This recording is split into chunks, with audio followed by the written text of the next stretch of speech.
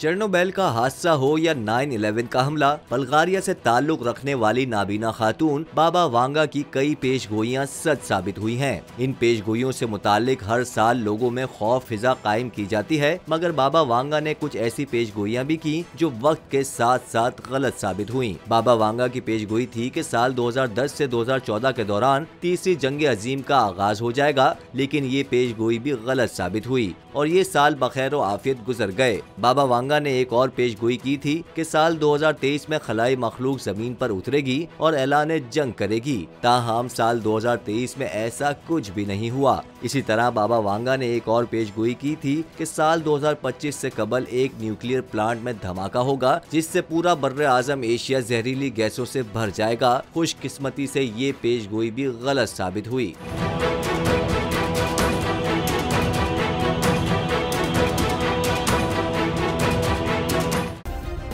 Subscribe करें और bell दबाएं ताकि कोई खबर रह न जाए।